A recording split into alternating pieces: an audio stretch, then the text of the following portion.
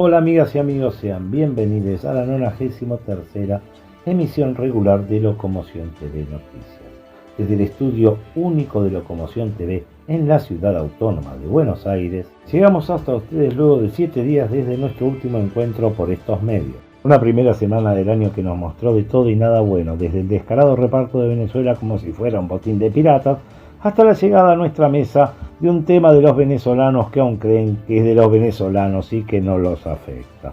En Nueva York la cosa está que arde para saltar PDVSA y teniendo a la jueza Presca con Burford metiendo presión por ejecutar sentencias de YPF, el que no se dio cuenta está mirando a cualquier lado menos a la realidad. También avanzamos con la información sobre una de las tantas batallas de las que no se habla y que son todas aquellas que tengan que ver con lo que llamamos el contexto malvinero y de cómo los odios pueden ser inducidos estatalmente a través de la ignorancia, como es el caso chileno. Que las pesqueras galleras se la pasan bombas saqueando mar argentino no es nuevo, pero había que ponerlo en contexto porque hay gente que aún no entiende, y ese es un problema de nuestra educación que puede llevarnos, con gobiernos ultras como el nuestro, hacia algo peor, que es la educación de deudores educativos y la proliferación de analfabetos, como es el caso de la educación en la República de Chile. También le pegamos una mirada al informe salarial de América Latina de Bloomberg, haciendo una comparación entre las visiones empresariales y las reales de una cuestión tan cara a la población de toda la región. Arrancamos con el asalto al petróleo venezolano, mientras la Delta Force monta el show en Brooklyn con Maduro. Trump ya está repartiendo los activos venezolanos entre Chevron y él. El que crea que esto es un tema ajeno no entiende que lo que se ensaya en Venezuela es el desguace de toda una región. ¡Vamos a los informes! Caída de Venezuela bajo fuego imperial. En la madrugada de hoy la Delta Force de los Estados Unidos extrajo de Venezuela a Nicolás Maduro, al que embarcó en el Iwo Jima rumbo a una cárcel de New York. Ya al mediodía Trump se proclamó rey del mundo y exigió tributo a su brutalidad a todo el mundo. Edmundo González Urrutia y María Corina Machado pretendieron decirle a Trump un gracias, y este les respondió que gracias hacen los monos, que hasta que ellos no llenen bien los bolsillos con lo robado en Venezuela, manda él y él es el dueño del petróleo de Venezuela. Un nuevo latrocinio de una nación de inútiles convencidos de su propia genialidad, cuando lo único que tienen es su brutalidad, que el mentecato que tienen al mando del país no negó en ningún momento, es más, blanqueó lo que serán todos sus próximos atracos. Soltaron a los monos con boleadoras en el emporio de la loza. Ahora, los saqueos serán a fondo, los saqueos serán sin tapujos. Nuevamente aprenderán que el imperialismo no es solución de nada y si se acerca más a ser la ruina de la especie. Aniquilación táctica, el colapso de la Fuerza Armada Nacional Bolivariana. Antes de que se activara la maquinaria de propaganda de Trump, en el terreno se ejecutaba una operación de aniquilación técnica que borró décadas de retórica bolivariana en minutos. Neutralización en la costa, en la franja costera de La Guaira, las unidades bolivarianas fueron ciegas al ataque. Drones de ataque y aviación naval estadounidense desarticularon cualquier intento de respuesta. Los reportes confirman la neutralización masiva de activos y la captura de cientos de efectivos en las inmediaciones del puerto y el aeropuerto de Maiquetía tras ser abandonados por sus mandos. La farsa de la resistencia, la Unión Cívico-Militar, se evaporó. Los bombardeos en Fuerte Tiuna y La Carlota no solo destruyeron infraestructura, sino que quebraron la cadena de mando. Mientras la tropa era aniquilada o capturada, el generalato desaparecía de la escena pública. Apenas 300 efectivos desorientados fueron avistados intentando una defensa estéril. Los millones de fusiles resultaron ser una fantasía de propaganda frente a la tecnología de saturación de Estados Unidos.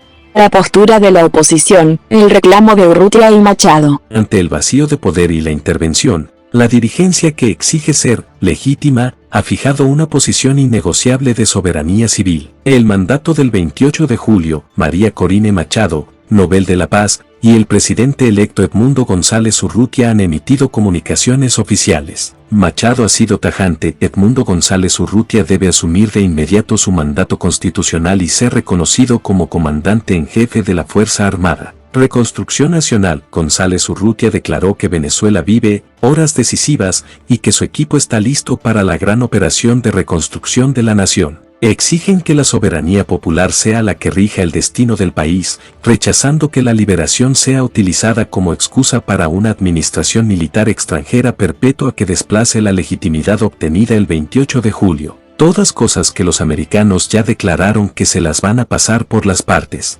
Las brutalidades de Trump, propaganda y voracidad imperial. Trump manejó los tiempos para maximizar el impacto de su trofeo de guerra. La foto de la humillación. La propaganda comenzó temprano con la difusión de la imagen de Nicolás Maduro a bordo del USS Iwo Jima, maniatado, con auriculares de supresión de ruido y gafas de oscurecimiento. Un trofeo exhibido ante el mundo para alimentar su narrativa de máxima presión. Doctrina Monroe 2.0 y el reparto del botín. En Mar-a-Lago, Trump no solo anunció la captura, sino que detalló el asalto a los recursos. Gobernar por conquista. Afirmó que Estados Unidos gobernará el país de forma indefinida. El petróleo como moneda de cambio. Declaró que el crudo venezolano es ahora propiedad de Estados Unidos para saldar deudas corporativas. Lo más infame, ofreció ese mismo petróleo robado a Rusia como moneda de cambio para sus propios intereses estratégicos. La extorsión a Ucrania. Le reclamó a Zelensky que reconozca la deuda y pague por las armas recibidas si quiere que el apoyo continúe. Para Trump, la sangre de los pueblos es un activo financiero. El farsante de Erik Prince y su gran estafa. Mientras los militares reales de la Delta Force hacían el trabajo sucio y los soldados venezolanos morían en la costa, Erik Prince confirmaba su farsa. El Rambo de cartón le robó más de $10 millones a la diáspora con su movimiento Ya Casi Venezuela. Se arrugó en el momento de la verdad, demostrando que su única guerra era contra los ahorros de la gente desesperada y que su valentía no pasa de una pantalla de computadora. Conclusiones, por ahora. Venezuela ha sido despojada por dos fuerzas, una cleptocracia que la dejó indefensa y un imperio que viene a rematarla. La soberanía venezolana hoy es un botín en una mesa de póker extranjera. Por ahora, el país ha pasado de manos de forajidos incompetentes a manos de un oligarca imperial que factura la guerra al centavo y subasta el futuro de Venezuela. La lucha por la soberanía civil de Machado y Urrutia apenas comienza en medio de este asalto total a los recursos nacionales que pertenecen, única y exclusivamente, al pueblo venezolano. El repudio de Locomoción TV. Desde Locomoción TV repudiamos la intervención militar estadounidense en Venezuela. Nos parece otra brutalidad infame por la que son famosos en el mundo. La genética de la violencia. Es inaceptable que un país donde la violencia homicida es cosa de adolescentes, a los que arman para pasarse por las partes a todo el mundo, pretenda imponer orden. De viejos mandan a sus nietos a matarse con los salvajes, a los que ahora, deliberadamente, confiesan que asaltarán por sus recursos. Repudio total. Repudiamos ayer, hoy y siempre toda intervención militar extranjera o propia que pretenda imponer por la fuerza nada. Repudiamos las fantasías extorsivas que el impresentable de Trump mencionó este mediodía a todos los pueblos del mundo.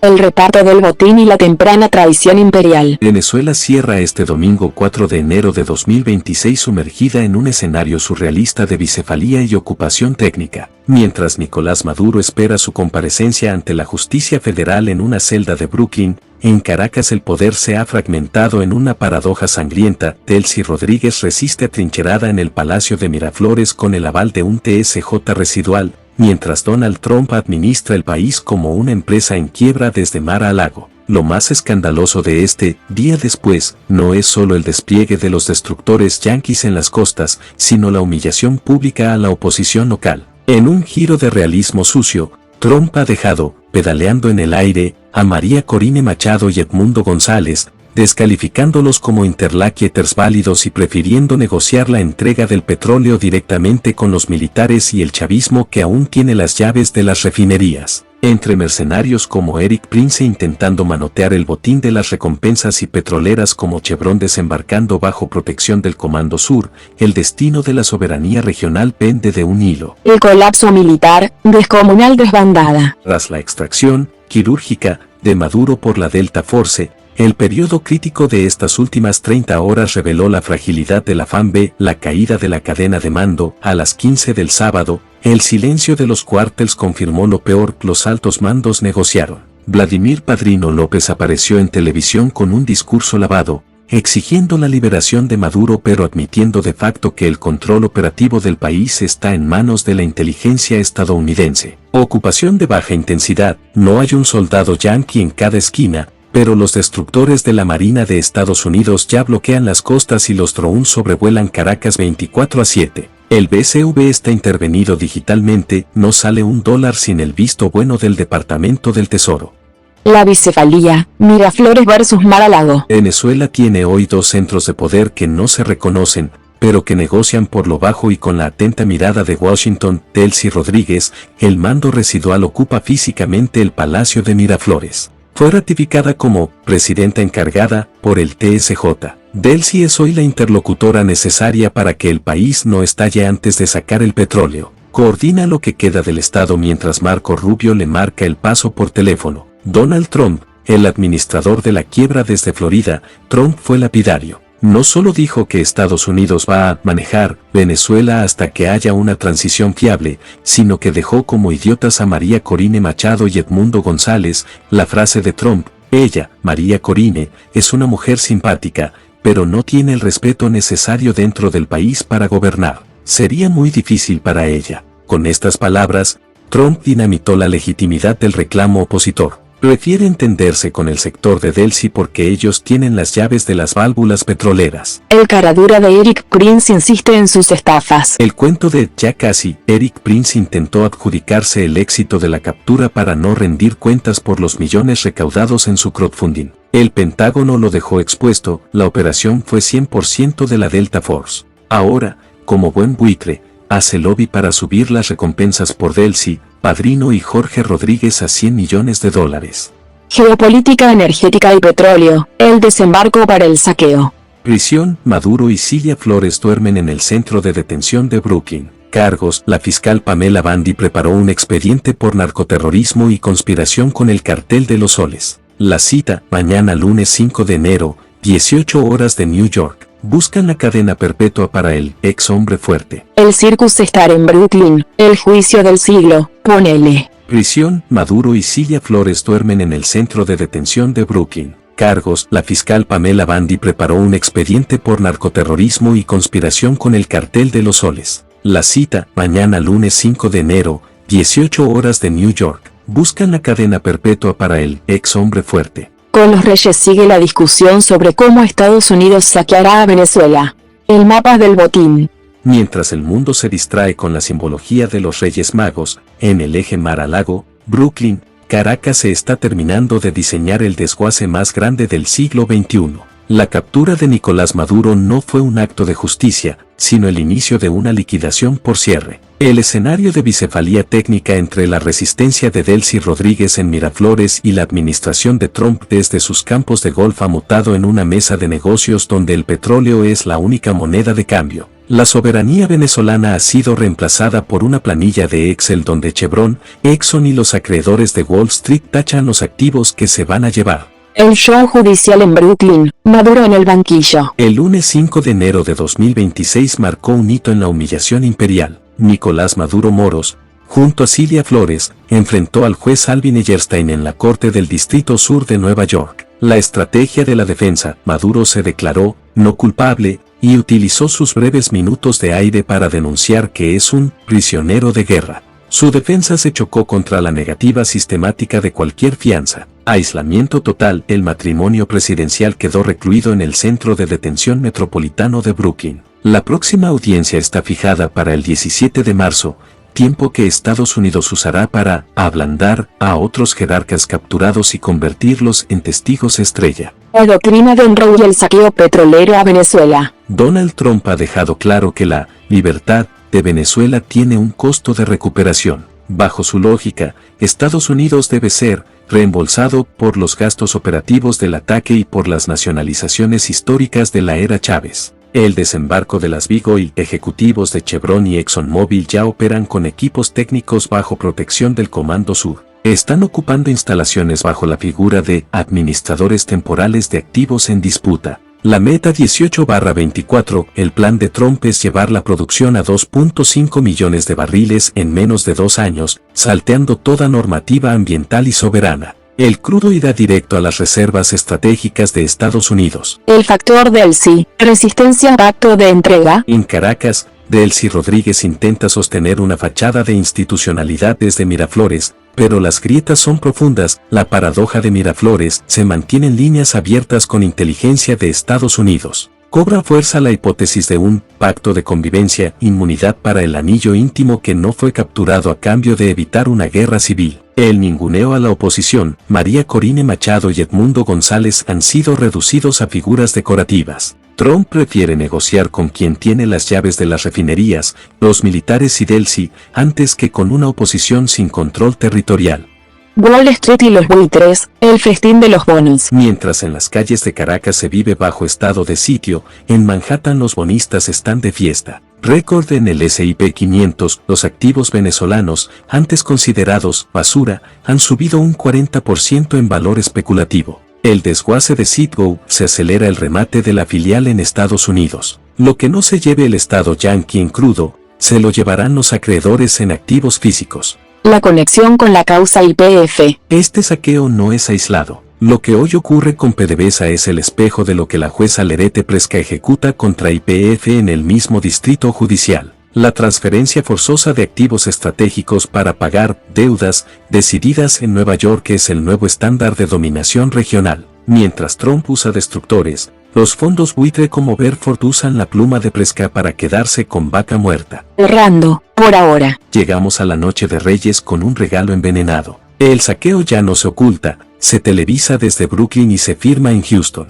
Venezuela hoy no es un país, es un botín, y el 2026 arranca con el mapa regional redibujado por el humo de los destructores y el olor al crudo robado. Y de ese asalto a PDVSA saltamos a lo nuestro, porque la pinza es la misma. Burford y la jueza Presca están apretando el cuello de nuestra soberanía energética, o la mentiranía, como le decimos aquí. Este informe conecta todos los cables del saqueo judicial en Nueva York. ¡Vamos a las imágenes! Tormentoso fin de año e inicio de otro en la causa YPF, el saqueo judicial de Manhattan. El cierre de 2025 y el arranque de 2026 han consolidado un escenario de hostigamiento judicial sin precedentes contra la soberanía argentina. Mientras el foco mediático regional se centraba en la captura de Nicolás Maduro en Venezuela, en el distrito sur de Nueva York la jueza Loretta Presca aceleró los tiempos procesales que ponen en riesgo directo a YPF. El fondo buitre Burford Capital ha pasado de la litigación a la ejecución, buscando forzar un escenario de desacato que deje al país sin defensas ante la condena de $16.100 millones. El cierre de 2025, hostigamiento y disputa por el Discovery. Los últimos días de diciembre estuvieron marcados por una agresiva estrategia del fondo Burford, que busca asfixiar al Estado argentino mediante la obtención de información privada de funcionarios para alimentar su tesis de Estado fallido o socio único. La trampa del alter ego. Burford intenta demostrar que el Estado e YPF son una misma entidad, alter ego. Para ello, exigió ante la jueza la entrega de chats de WhatsApp, correos personales y dispositivos móviles de funcionarios y exfuncionarios de diversas gestiones. La respuesta oficial, 31 de diciembre. La Procuración del Tesoro de la Nación calificó estas demandas como un hostigamiento inadmisible. El gobierno argentino sostiene que está cumpliendo con todas las órdenes judiciales y que las acusaciones de Burford son una operación mediática para inflar su posición en el mercado, dado que sus acciones han caído cerca de un 29% en el último año ante la falta de cobro efectivo. Fechas críticas. El cronograma procesal establece que el 15 de enero comenzará un intercambio formal de escritos, con una audiencia clave fijada para el 29 de enero donde se evaluará la conducta argentina y la posibilidad de sanciones por obstrucción. Venezuela y el modelo de saqueo energético. La relación entre el caso YPF y la reciente intervención en Venezuela es estructural.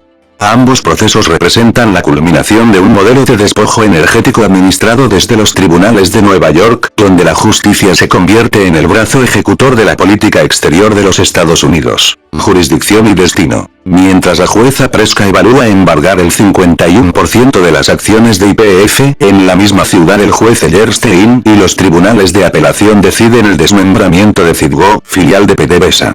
En ambos casos, el sistema judicial estadounidense actúa como el liquidador de las riquezas naturales del sur global, la doctrina Don Roe y las Big Oil. El plan anunciado por Donald Trump el 3 de enero para que Chevron y ExxonMobil operen el petróleo venezolano bajo el pretexto de reconstrucción y reembolso es el espejo de lo que Burford busca en Argentina: el control indirecto de Vaca Muerta mediante la captura accionaria de la operadora principal, el vínculo del capital, los fondos que especulan con la deuda de PDVSA y los que litigan contra YPF comparten bucetes y estrategias.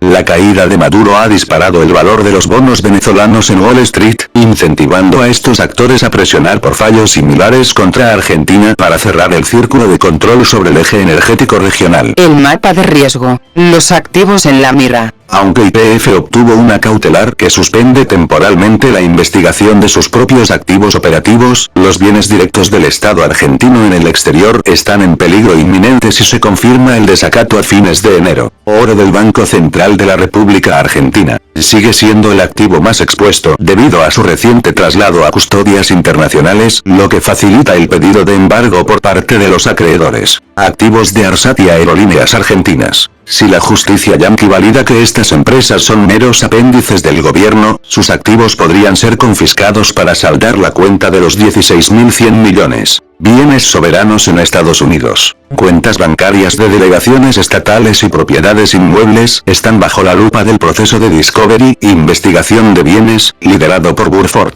Arrancó la temporada de ejecuciones en New York. Las acciones que se ven en este informe indican que Argentina ha ingresado en 2026 en una zona de colisión geopolítica y financiera. La soberanía de YPF ya no se dirime solo en la capacidad de producción de los pozos, sino en la resistencia ante un sistema judicial extranjero que utiliza la coyuntura venezolana como un nuevo estándar de intervención. Entre el 15 y el 29 de enero se definirá si el país mantiene su capacidad de defensa soberana o si entra en la fase final de un desguace planificado desde Manhattan. Pasamos a la batalla de la que no se habla, el saqueo pesquero en el Atlántico Sur y la fábrica de la ignorancia en Chile. El eje Vigo-Londres nos roba el mar mientras el Estado chileno diseña analfabetos políticos para que no puedan reaccionar ante la realidad y los defiendan sin quedarles otro remedio. El caso chileno es el manual de cómo te inducen a defender al que te desvalija. ¡Vamos a los informes! El eje Vigo-Londres y el saqueo del mar argentino, el parasitismo de la colonia, vivir del despojo. La administración usurpadora en Malvinas no genera riqueza genuina, administra el robo. A fines de 2025, la pesca representa el 58,3% del PBI nominal de las islas. Si sumamos los servicios de logística, el alquiler de puertos y el combustible, estamos hablando de una economía donde 7 de cada 10 libras provienen del mar argentino. Con una población de apenas 3.600 personas, el presupuesto de $130 millones les permite un PBI per cápita de $85.000. El 60% de sus ingresos fiscales proviene de vender permisos de caza, licencias de pesca, a flotas extranjeras. No producen, solo cobran peaje por el saqueo. Los gallegos, el brazo ejecutor del extractivismo. La flota gallega es la socia estratégica sin la cual la ocupación británica colapsaría financieramente. 16 buques gallegos operan bajo sociedades mixtas, joint ventures. Empresas como Pescapuerta, Grupo Pereira y Armadora Parleros han firmado derechos de explotación hasta el 2047. Al pagar estas licencias, los gallegos permiten que la administración civil sea autosuficiente, lo que libera al Reino Unido para enfocar cada libra de su presupuesto exclusivamente en la militarización de Mount Pleasant.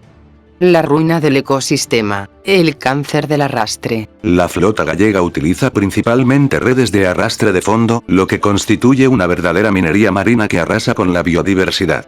Se aprovechan de la milla 201 para succionar el recurso que migra desde aguas argentinas. En 2025, la biomasa de calamar ha llegado a sus mínimos históricos de los últimos 20 años debido a esta voracidad. La traición interna, el factor Milei. Mientras los sectores extranjeros temían el control argentino de la milla 350, el gobierno de Javier Milei ha optado por una política de concesiones. Al priorizar acuerdos comerciales y la compra de equipamiento vinculado a intereses británicos, se debilita el reclamo de soberanía y se le otorga impunidad a los socios del invasor. La Argentina termina financiando la ocupación de su propio territorio al permitir que el enemigo venda nuestro medio ambiente al mejor postor. ¿Algún cierre respecto del tema? Argentina Argentina está manteniendo, con sus propios recursos naturales, a una colonia de ocupantes que nos desprecian y a una flota extranjera que nos saquea. Somos el único país del mundo que financia la ocupación de su propio territorio a través de permitir que el enemigo venda nuestro medio ambiente al mejor postor. No hay ninguna duda, como dirían los mismos gallegos, de qué lado cojea España en este tema. Son siervos de la Gran Bretaña y para ellos valemos lo que le pagan a los ingleses por saquear nuestros mares. La ignorancia inducida por el Estado y el pobre de derecha. El caso chileno. Introducción. El sollozo de la criatura oprimida. Lo que a simple vista parece una serie de agresiones aleatorias en redes sociales es, en realidad, el resultado de un diseño sistémico. Al analizar las interacciones de ciertos sectores de la sociedad chilena contra la Argentina, emerge un patrón: la ignorancia inducida por el Estado. La ruta educativa en Chile es una vía directa al empobrecimiento. Estudiar es un problema con una educación de vouchers. La educación gratuita de la Argentina, aún con sus problemas cada vez más serios, aún es un mecanismo de defensa de los oprimidos, a pesar de alineamientos canallescos que algún tiempo sí importaban. La chilena, por el contrario, es una vía a la supervivencia de las diferencias de clase, generando deudores educativos de por vida. Educarse no es opción y nadie así lo quiere en Chile. Aquí les contamos cómo un modelo educativo desmantelado ha parido al pobre de derecha, un sujeto que defiende al patrón, que lo oprime y desprecia al vecino que no entiende, producto de un Estado que funciona como enemigo del pueblo al privarlo de su soberanía intelectual. El Estado chileno no desea de ninguna manera que el pobre estudie y se forme o ascienda socialmente, al menos en el último medio siglo. Les interesa tenerlos embrutecidos, porque así generan riqueza para otros y destilan odio mal canalizado a quienes no sean ni amos ni Estado. Y sí, es un problema de angustias mal canalizadas. Podríamos entender que de allí proviene su homofobia o autorrepresión bien característica del ignaro consagrado. El colmo de esta gente es que ya ni sueñan con ser felices, sino en ver cómo pueden desgraciar a otros. Criaturas sumisas y menesterosas que nos hacen dudar si en algunos casos hay seres humanos que no están dotados de la misma dignidad y necesitan crearla, suponiendo que sus deseos tienen algo que ver con la historia. El Estado como arquitecto del vacío, abandono e ingeniería. Para entender al negado mental contemporáneo, hay que diferenciar dos formas de producir ignorancia. Mientras que en Argentina asistimos a un deterioro por abandono, una picada institucional donde el Estado, por impericia o corrupción, deja caer el nivel hasta que el título es un papel mojado, en Chile lo que existe es un embrutecimiento sistemático y programado. Argentina y la decadencia por negligencia. El sistema argentino sufre una erosión galopante. Se bajó la vara por una falsa noción de inclusión que terminó excluyendo al pibe del conocimiento real. Es un colapso de lo que alguna vez fue grande. Un ciudadano que hoy no comprende un texto es el subproducto de un Estado que dejó de gestionar la excelencia para gestionar la supervivencia. Es una herida abierta por falta de cura. Chile y la lobotomía planificada. Lo de Chile no es un accidente, es un éxito de gestión. El Estado chileno, en el último medio siglo, ha perfeccionado una máquina de anestesia intelectual. No es que el sistema falle, es que está diseñado para que el hijo del obrero sea un operario eficiente pero un analfabeto político. Se le entrena para que sepa usar la tarjeta de crédito y la red social, pero se le extirpa quirúrgicamente la capacidad de entender la geopolítica o la historia regional. El pobre de derecha como obra de arte del modelo. Al vaciar la currícula de pensamiento crítico, el Estado chileno parió a un sujeto que defiende su propia jaula. Este individuo no tiene herramientas de defensa contra la manipulación. Ante la falta de una identidad nacional sólida y soberana, rellena ese vacío con un nacionalismo de cartón y un odio al vecino que le sirve de válvula de escape a su propia frustración de clase. En definitiva, mientras el argentino es víctima de un Estado que se olvidó de enseñarle, el chileno es víctima de un Estado que decidió no hacerlo para asegurar la docilidad del peón. Por eso, cuando el negado mental chileno insulta en redes, no está ejerciendo su libertad de expresión, está ejecutando el programa que el Estado le instaló en el disco rígido: ser el guardián de los intereses del amo, mientras se burla de quien todavía conserva un guardapolvo blanco, aunque esté manchado. Malvinas y la contabilidad de cementerio, el fetiche de la adopción. Ya te contamos sobre cómo les vaciaron las cabezas, ahora vamos a ver con qué las rellenaron: con un fetiche de servidumbre. El negado mental chileno celebra el 1982 no como una victoria propia, porque no la tuvo, sino como el momento en que el patrón inglés le dio una palmadita en la espalda por ser un informante eficiente. La traición como estrategia. Mientras el maestro argentino enseña que la soberanía es un valor innegociable, el sistema chileno ha romantizado la delación. Les hicieron creer que ser el patio trasero de la logística británica los convertía en europeos del Pacífico, cuando en realidad solo los convirtió en el conserje que guarda las llaves de un hotel que no le pertenece. Es más, no están ni cerca de servir como mejores traidores, los mejores en eso fueron los noruegos que acabaron con la vida de 323 argentinos. Ni siquiera pudieron detectar la operación Fraternidad, tal la inutilidad de los chilenos en su odio. Si le das 2 minutos a uno de estos desclasados te chantan que ellos ganaron la guerra. Parece. Pero no es gracioso. El papelito de Piñera, la bandera encastrada. Nada resume mejor esta patología que aquel 2018, cuando un presidente chileno le mostró a Donald Trump una bandera de Chile viviendo dentro de la de Estados Unidos. Ese gesto es la radiografía del Estado chileno, una criatura que mendiga identidad. No quieren ser Chile, quieren ser la estrella número 51, la nota al pie de página del imperio, el gato que ronronea en la falda del inglés. La burla del 0649. El uso de las muertes en Malvinas como meme en redes sociales es el síntoma final.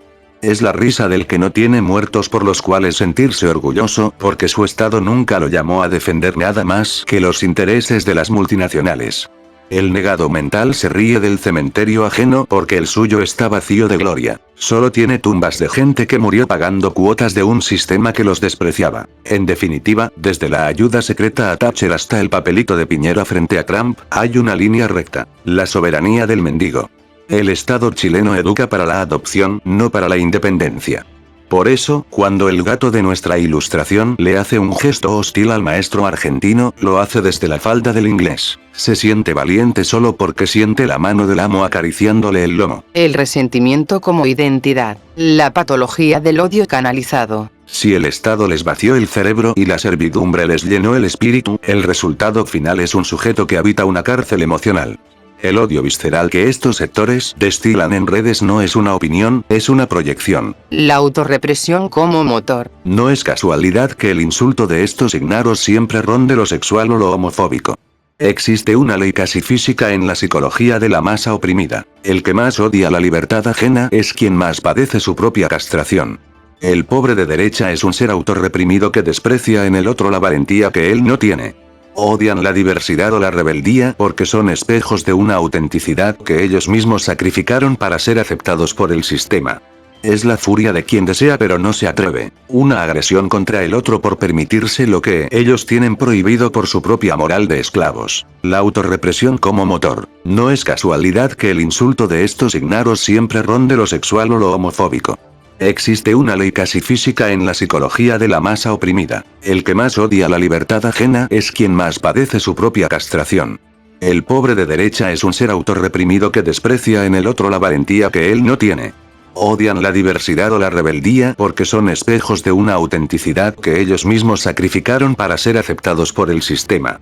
Es la furia de quien desea pero no se atreve, una agresión contra el otro por permitirse lo que ellos tienen prohibido por su propia moral de esclavos. El fiasco del socialismo de cartón. En esta tragedia, los socialistas de la postdictadura y el actual progresismo hipster de Boric son el mismo fiasco que la derecha rancia. Boric no vino a desarmar la máquina de embrutecimiento, vino a engrasarla con un discurso de redes sociales y mejores modales. Es el socialismo de Starbucks que administra la miseria y el endeudamiento mientras busca la validación de los mismos organismos internacionales que nos asfixian. No hubo alternativa, solo un cambio de capataz que pinta las rejas de colores, el círculo vicioso y el acecho de Kast. Ante el vacío dejado por la izquierda estafadora, el negado mental corre hacia los brazos de José Antonio Kast.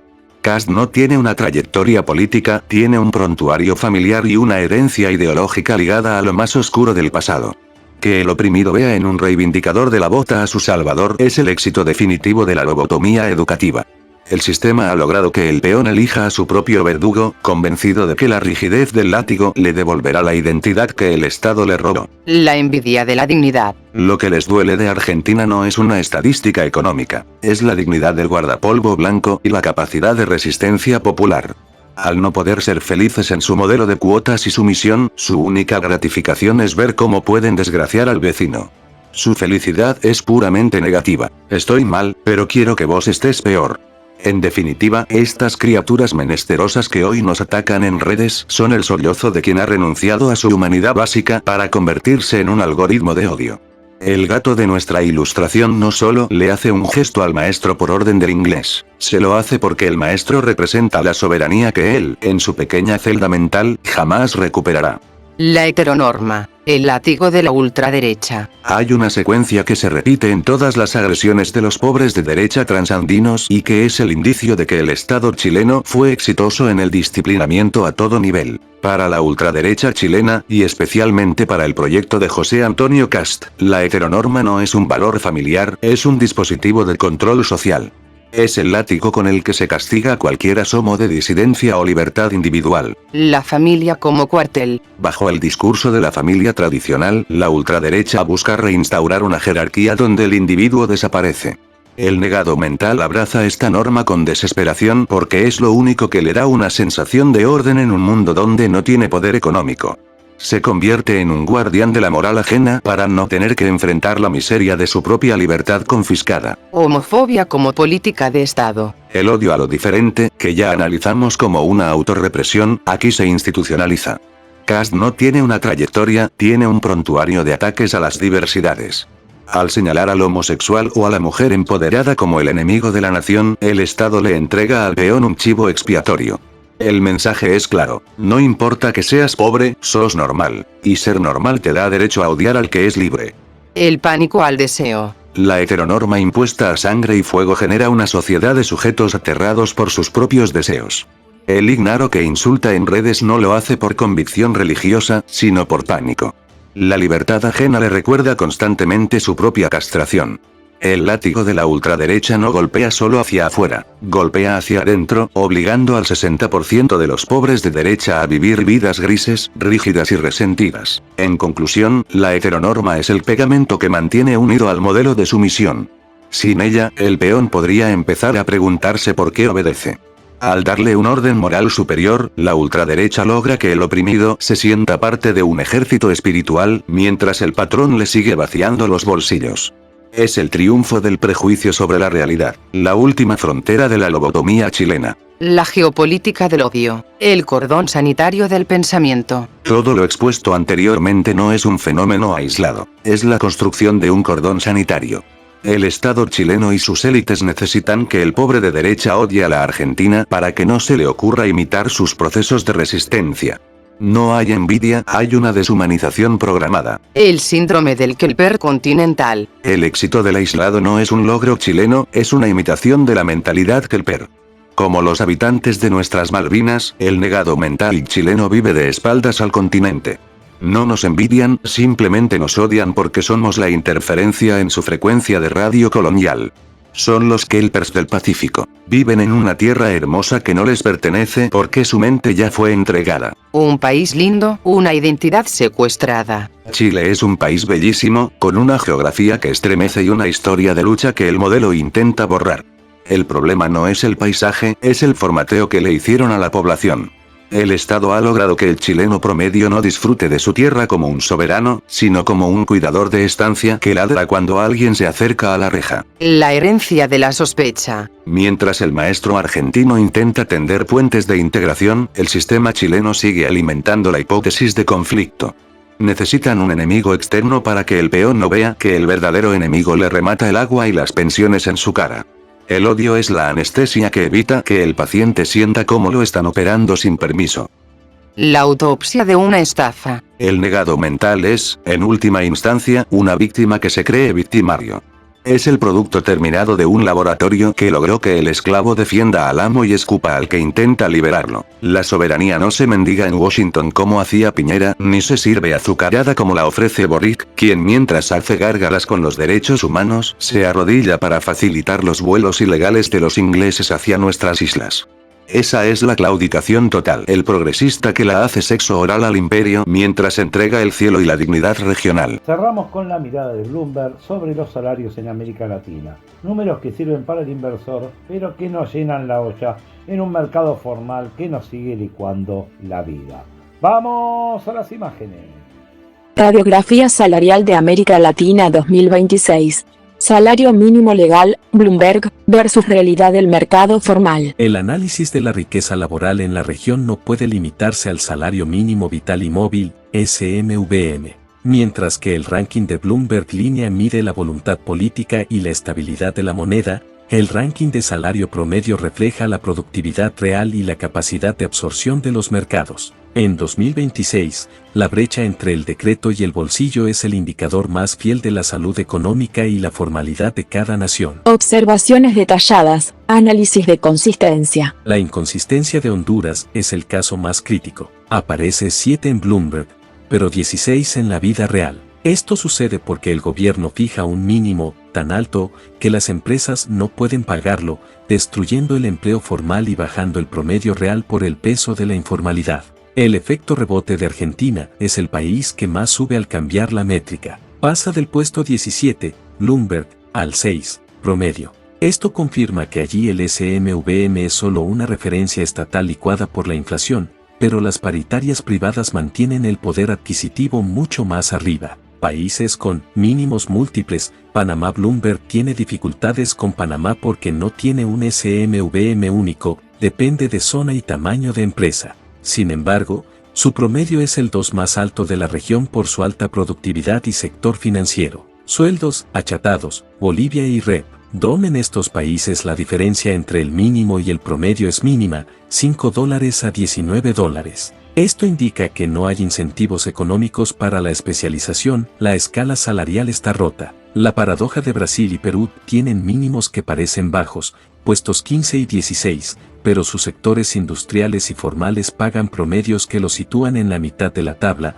demostrando que sus economías son más fuertes de lo que sus leyes sugieren. Estructuras cuasi feudales y salarios. Confirmamos cada año que los países con estructuras de poder concentradas o cuasi feudales tienen los peores salarios. Correlación directa, sí. En países como Guatemala, Honduras y Nicaragua, la brecha entre el mínimo y el promedio es muy pequeña. Las élites suelen mantener salarios bajos para asegurar rentabilidad en sectores de baja calificación, agricultura, mecuile. La clase media como diferencial, los países feudales carecen de una clase media profesional robusta. Esto se ve en el ranking donde el promedio no logra despegarse del mínimo, la estructura social suele ser más rígida y desigual. Productividad versus renta, en economías más modernas, Uruguay, Costa Rica, Chile, el salario promedio es significativamente más alto que el mínimo porque se premia la especialización. En los sistemas de renta feudales, el salario es un costo a minimizar,